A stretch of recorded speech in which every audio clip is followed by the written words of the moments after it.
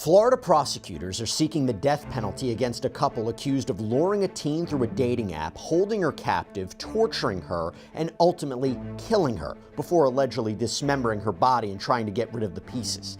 But attorneys for at least one of the defendants say if the state is going for the death penalty, they're going to need to see some of the most confidential records. Plus, the defense contends a critical piece of evidence is being withheld. We're going to break down this brutal case and the law with Florida trial attorney Alexis Rosenberg. Welcome to Sidebar, presented by Law&Crime. I'm Jesse Weber. Before we jump into this real quick while I have you, I gotta tell you about Upside, okay? This is great. It's our sponsor. It is the app that gets you cash back on daily essentials like gas and groceries. It is so easy. It is free. I can use it when I go pump my gas. I can use it when I go to a convenience store. I can use it when I get a bite to eat. And yes, this is right, real cash back. After you spend, money appears in your Upside account that you can then transfer straight to your bank account. So here's what you do. You download the Upside app for free. You buy whatever you plan to purchase. You pay as usual with a debit or credit card. You file a claim in the app, and just like that, money back. So to find out how much you could save with Upside, click the link in the description or scan the QR code on screen, but make sure to use our promo code SIDEBAR because you can get an extra 25 cents back on every gallon on your first tank of gas. In February of this year, 16-year-old Miranda Corset reportedly went into the home of 35-year-old Stephen Gress and never came back out again. Police allege that Gress and his girlfriend, Michelle Brandis, used the dating app Grindr to lure the teen mom to Gress's home in St. Petersburg, Florida. This was February 14th, Valentine's Day. She reportedly spent the day with Gress, returned to her own home where she lived with her grandmother because both of her parents are deceased. And the next day, Miranda apparently returns to Gress's home where she would allegedly be trapped inside, forced to endure almost a full week of abuse. According to a release from the St. Petersburg Police Department, investigators believe that Miranda was killed sometime between February 20th and 24th. Miranda's grandmother also reported her missing around that time, reportedly telling police in Gulfport that Miranda was a frequent runaway but had always come home. But this time it was different. Police would eventually determine that Miranda was killed at the St. Petersburg home, then driven to a home in nearby Largo where Brandis's mother had lived.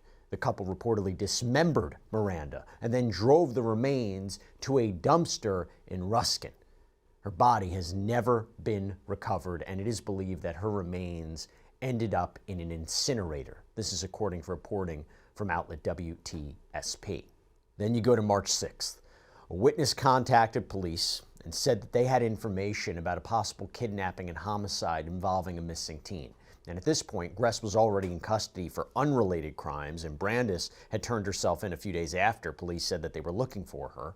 And now, both face capital murder charges, while Gress is also charged with first-degree kidnapping based on all the allegations that I've laid out so far. But now we got to talk about a new development, the latest developments, and what happened inside of a Pinellas County courtroom. So for that, I want to welcome back onto the show Florida trial attorney Alexis Rosenberg. Alexis, thank you so much for taking the time and coming back here on Sidebar. Appreciate it. Thank you for having me, as always. You know, this is a case that has really rocked this community. I mean, to think that something this horrific could be happening inside of basically a normal-looking home on an average Florida street, if the allegations are true, is terrifying, and we're going to get more into that in just a minute. But according to the search warrants, Alexis, this is the part that really strikes you. Multiple people allegedly knew that something wasn't right. Maybe not all the details, but something wasn't right. Didn't intervene in any way, apparently. Is that shocking to you when you hear that? I mean, that part of the case, I think, really is just, it can make you really frustrated.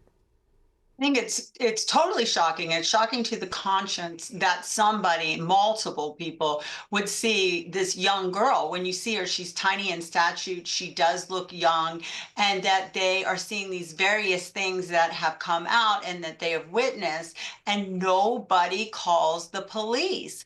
And, you know, you don't have an obligation in the state of Florida if you see a crime to report it from a legal standpoint, but from a moral standpoint, you would think they would have picked up the phone and called the police and potentially saved this little girl's life. Yeah, and I want to talk about this more, and I want to get into the legality of it. So let's talk about Stephen Gress's case, okay? So the defense they requested a competency evaluation be done on Gress to determine if he's able to assist in his own defense. Does he understand what the legal proceedings are about? It's different than insanity. Now, the court approved the evaluation, and according to the Pinellas County court records, Gress was in fact deemed competent to stand trial this week. That's a big development, Alexis, right? Talk to me about competency. How is this evaluation determined? And can it change? Can someone be, determined to be competent now, but maybe at some point in the court process that could change? So exactly, Jesse. He was deemed to be competent to stand trial now. And what that means is that he was evaluated, usually it's by two independent, separate mental health professionals to determine as at the time now, not when the crime happened, that he's competent to aid in his defense, communicate with his attorneys. It doesn't have it to do with which a lot of our viewers hear about the insanity plea. That has to do with when the crime was committed. So he's now competent, but let's say, if he ends up going to trial a year from now, he may potentially be deemed that he's not competent then. And to be clear, it's not a defense, right? It's just whether or not the case can actually continue, whether or not the trial can continue. The defense also did something else. They filed a few interesting motions that I want to talk about. So the first is in reference to the app that Miranda and Gress allegedly communicated on. So the defense says they claim that they haven't been able to get access to the messages between the two of them, and that they want the court to step in to make sure they have all the evidence they need to prepare for trial. There's a motion to compel discovery which states, quote, prior to the homicide, defendant and MC communicated via Grindr, a smartphone app. During the investigation, law enforcement drafted and served a warrant to Grindr for communications between the decedent and defendant. To date, defense counsel has not received these communications. The communications between the decedent and defendant are necessary to properly prepare this case for trial, and the communications are discoverable information pursuant to Rule 3.220. Wherefore, based on the foregoing, defendant moves this court to enter the order compelling discovery and order the state or the St. Petersburg Police Department to provide this information to defense counsel. So if I'm understanding this correct, Alexis, it sounds like Grindr has complied with the subpoena. There is information, but whoever is supposed to be passing that information along to the defense, whether it's the prosecutor's office or law enforcement, hadn't done it yet. That's their claim. And it is important to note here for the defense to see what was in those messages. But tell me what you make of that allegation that they haven't received it yet, and why do they want it? How is that going to help their defense? So I agree with you. We can go with the assumption that it is in the possession of the prosecution, and for some reason the prosecution has not turned that over. It could also be that they believe that the prosecution has not completely turned over the records, and we are assuming here it could be that the complete records they haven't obtained from Grindr. So we don't know specifically that, but if we go with the assumption that they're in the possession of the prosecution has to turn those over, and they do have an obligation to do so, and it would be important to the defense. I don't think that it's going to get them out of what is going on ultimately, but it would be important for their preparation to defend him.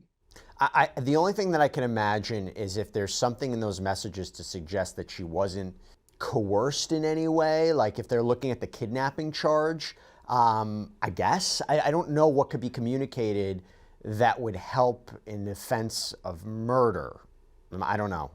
I agree with you. I can't think of anything either. And I'm not so sure that that would even be strong for kidnapping, because obviously kidnapping can change. Initially, she agrees to go over there, which we know she did, and then ultimately that shifted. She wanted to leave and go home. So I don't think that supports that. Maybe it supports their thinking something about mental health, but also the prosecution does have an obligation to turn over all discovery, and that is a basis to potentially do various motions to get, if there's a conviction, reversed, or to prevent them from getting that conviction. They do have that obligation. Yeah, no, 100%. And the prosecutors, by the way, I want to go to another legal aspect of this case. The prosecutors indicated early on that they would be seeking the death penalty against both Gress and Brendis here. And maybe that's not surprising when you consider what we're talking about here. There's a lot of extra research, though, that goes into death penalty cases because there are two parts to this trial. That's why it can take some time before you actually go to trial, because if the defendant is found guilty, the case then goes to the penalty phase. So there's two phases. And the jury would have to decide whether or not a criminal defendant should be put to death, or whether or not they should be sentenced to life in prison without the possibility of parole. Now, previously, Florida law required a unanimous decision by the jury in order to impose the death penalty. That changed. Governor Ron DeSantis signed a new law in 2023 that now means if 8 out of the 12 jurors recommend capital punishment, the state can move forward with this. And this comes after there was a decision, remember what happened in the Parkland school shooting, where that shooter was sentenced to life in prison instead of being put to death. And as part of the penalty phase, the defense can obviously introduce mitigating factors, reasons that their client shouldn't be put to death. Before we talk about what that could be, Alexis, is this the kind of case that makes sense to you that would be pursued as a death penalty case, and where there could be a strong likelihood that a jury would actually impose that, particularly given the change in the law? 100%. This has got to be one of the worst cases that's come across Florida as we hear more and more details about this. I think this is the exact type of case that would be something that you would try as a prosecutor to get the death penalty. And I think there's a high probability, unless we get additional factors about this defendant that potentially would exclude him from being executed or be sentenced to death, the facts surrounding this are really right for this to be a death penalty conviction sentence. And let me talk about the mitigating factors. So Gress's public defender says that some of those mitigating factors could be found in their client's criminal record from when he was a minor. There is a motion to unseal his juvenile record that was filed with the court, and it says, quote, defendant Stephen Gress, by through undersigned counsel, pursuant to the Florida Rules of Criminal Procedure, moves this court to unseal defendant's juvenile records for defense counsel, including but not limited to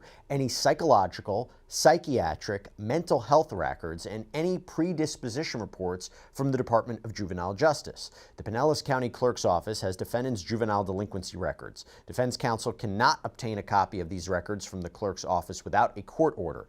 These juvenile justice records are necessary to properly prepare for the penalty phase. Now, Alexis, we don't have access to those records ourselves. We don't know exactly what they're looking for. But what do you think the defense is looking for? What kind of mitigating evidence would they put forward? And do you think it would be effective? Well, so in Florida, you cannot sentence someone or execute them if they qualify as insane.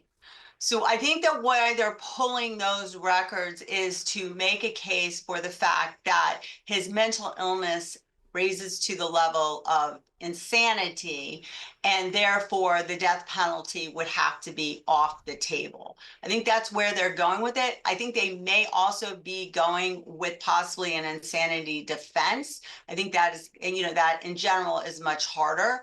But if we have supportive mental health records going way back with diagnoses attached to that raise to the level of insanity, it would take the death penalty off the table. I might push back a little bit and say, I don't know if it would be insanity, but if you're I've seen this so many times in penalty phases where they basically are like troubled youth, troubled background, had severe mental health issues, developmental issues, and it's not excusing the crime. It's not suggesting that, because it's going to be after the jury would, find him guilty, right? But it's trying to explain it. It's trying to put it into context. It's saying to the jury, this is not somebody who should be put to death for their crimes, and I don't know if that always works. I think sometimes it does, sometimes it doesn't. I think it depends upon the jury, depends upon the case, but it could maybe not rise to the level of, let's say, insanity, but you're looking at all of these mental health factors, and I've seen this before in other cases, I'm not saying this will happen here, where they look to, was there a brain abnormality? Was there an accident that the defendant got into that caused a brain abnormality? A brain injury of some kind. But I think sometimes jurors, and at least trial watchers, they're skeptical of that. So I think what you're talking about in the penalty phase, and you're absolutely right, they would be able to bring in those mitigating factors. What I was referring to was really prior to that, to being able Sure. to knock out that death penalty before we even get Well, to the part of the penalty phase. the only reason I mentioned the penalty is because that's what they said. They said it needed to prepare for the penalty phase. So that's what I'm assuming that's what they're trying to do for it. I agree with you. That would be very important at the penalty phase to have all of that information, to say that he had these mental issues, that he had this horrible childhood. All of those things come into play, because one of the things that they have a lot of aggravating factors here. I mean, the crime itself. They also have, when in the penalty phase, they can get into the fact that of his previous convictions and sentencings and all of that, even though a lot of that's probably going to not be allowed during the trial. But at the penalty phase, they're going to look at all of that and take that into consideration. Yeah, so Gress, he's scheduled for a pretrial hearing in January. So now I want to move on to Michelle Brandis. And her defense team is also hard at work. They filed motions for funding for a private investigator. They have scheduled more than a dozen depositions of witnesses. Her next appearance in court is scheduled for December 10th, and they both remain locked up in the Pinellas County with no bond. Now, I do want to talk a little bit more about how we got here, how a young, vulnerable girl ended up in the hands of, if these allegations are true, monsters with no help of helping her. Okay, so Gress, his arrest warrants provide graphic details about what allegedly happened inside a home on 27th Avenue North. And I'm going to warn you right now, this is very difficult to hear. In an affidavit that was related to Gress's kidnapping charge, a detective wrote, quote, "The defendant and co-defendant had taken in the victim and allowed her to live at their residence sometime around February 14th, 2025. On or around February 20th, 2025, the defendant and co-defendant thought the victim might have stolen a piece of jewelry and began to torture her by beating her repeatedly. The victim sustained visible injuries, and based on the statement of two separate witnesses, the victim was held against her will through force and intimidation, constituting kidnapping under Florida law." Then the warrant for murder in the first degree says, quote, "The defendant and co-defendant held the victim against her will for over 7 days and tortured her by repeatedly, it's either berating or beating the victim, and eventually stuffing a billiard ball into her mouth and wrapping her face with plastic wrap, causing her to suffocate. The defendant and co-defendant felt the victim had stolen a ring." Now, Alexis, that is terrifying to think about what Miranda's final moments would be if these allegations are true. Again, goes to the idea of what impact this may have on a jury, either in the guilt phase or the penalty phase. But clearly investigators, law enforcement believe they have the evidence to prove that timeline. This is just gruesome. There are no words for the suffering that this child went through. I mean, even in the beginning of, when she was younger, she had such a hard life to start with. And then ultimately to die in this manner in the days leading up to it, there really are no words. And like you said, if these allegations are true, they are truly monsters.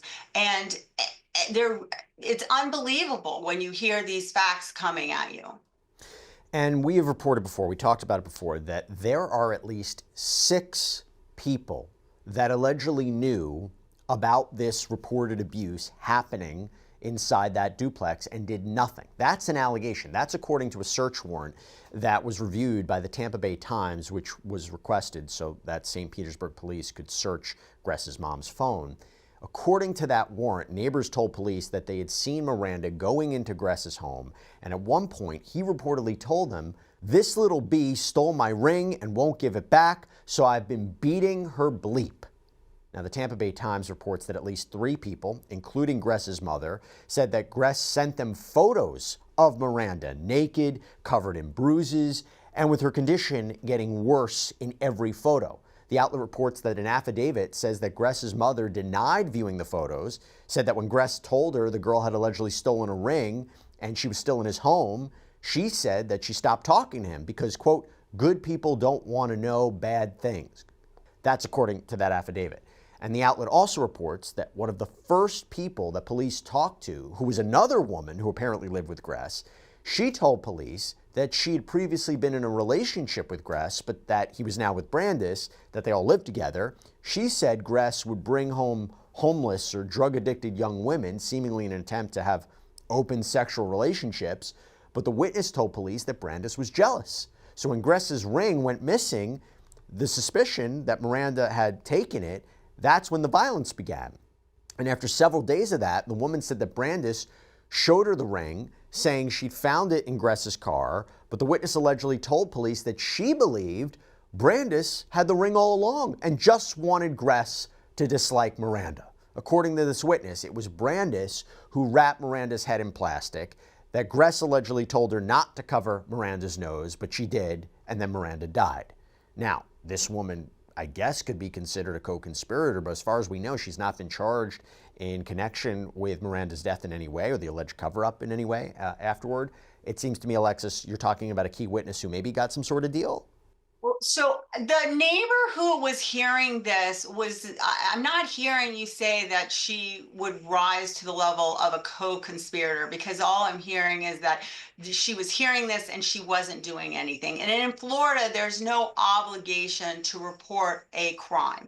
There was no act that this neighbor or co-conspirator actually, or alleged co-conspirator actually did. So I don't think that she's going to be charged with a crime.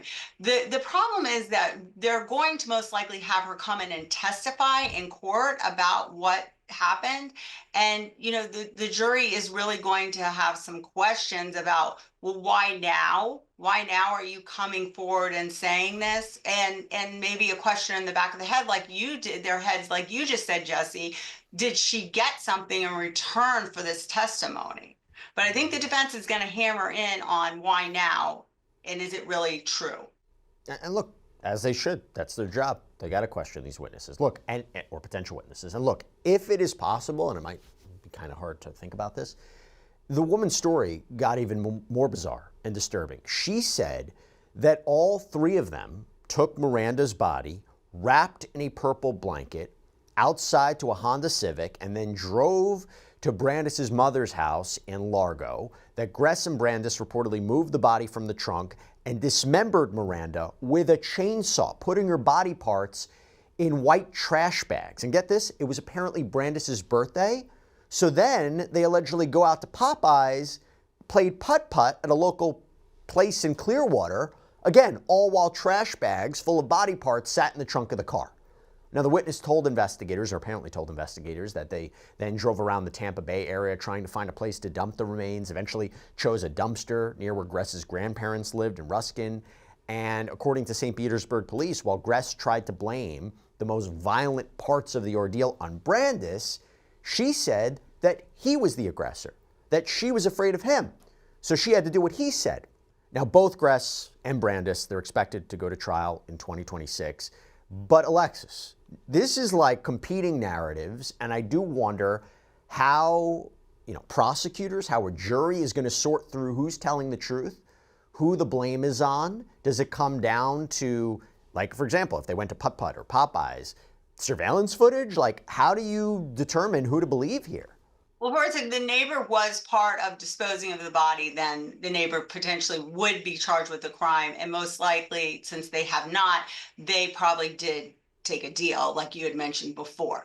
But I do think from a defense strategy, the two of them pointing their fingers at each other is probably at this point the best defense they have. I think Brandeis is probably also going to take some sort of deal to be able to testify against guys. And I think that probably is already in the works. I don't think the prosecution is going to offer some light sentence. They're probably just going to offer her to take the death penalty off of the table in order to get that testimony to lock down the death penalty against the boyfriend. And which it sounds like the communication, the luring, all that was him, not her.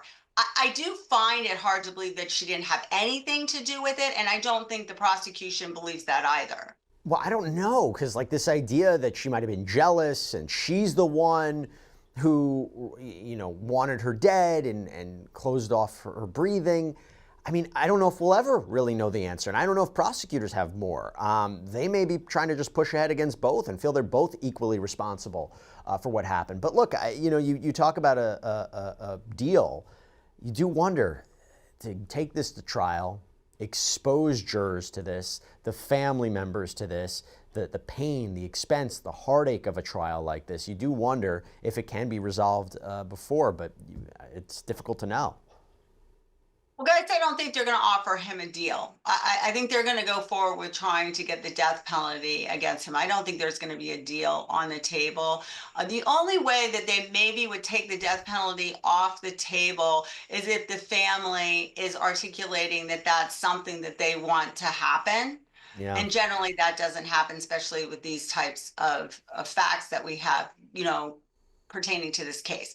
But I do think there's a high likelihood the prosecution will make a deal, the Brandeis, to take the death penalty off for her testimony. I think that there is a high likelihood of that. Let's see what happens. Alexis Rosenberg, thank you so much for taking the time. Good to see you. Thank you for having me. Have a great day. And that's all we have for you right now here on Sidebar. Everybody, thank you so much for joining us. And as always, please subscribe on YouTube, Apple Podcasts, Spotify, wherever you get your podcasts. You can follow me on X or Instagram. I'm Jesse Weber. I'll speak to you next time.